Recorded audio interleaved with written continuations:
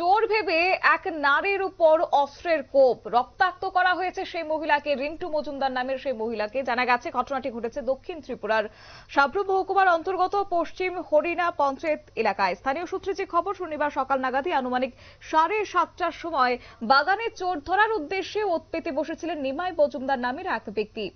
সম্প্রতি তার বাগান থেকে চুরির ঘটনা ঘটায় তিনি সতর্ক অবস্থায় ছিলেন এবং এই সময় পাশের বাগানের মালিক রিন্টু মজুমদার বাগানের পাশে কিছু কাজে যান, কিন্তু দূর থেকে দেখে নিমাই মজুমদার তাকে চোর ভেবে ভুল করে কোনো কিছু বুঝে ওঠার আগেই তাকে মারধর শুরু করেন বলে অভিযোগ। কি রয়েছে বিস্তারিত শুনুন।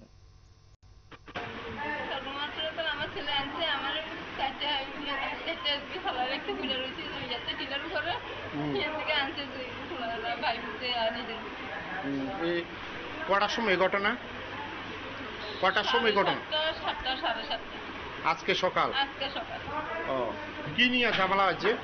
ঝামেলা হয়েছে রবার গাছের কষ্ট চুরি করে কইল জায়গা হাতে কইতে পারো না, রবার গাছের কষ্ট চুরি করে গেনে এটি ধরবো আজকে। আমার কথা পরবর্তী সময়ে রাবার গাছ কাটার ধারালো ছুরি দিয়ে রিন্টু মজুমদারের শরীরে একাধিক জায়গায় আঘাত করা হয়েছে।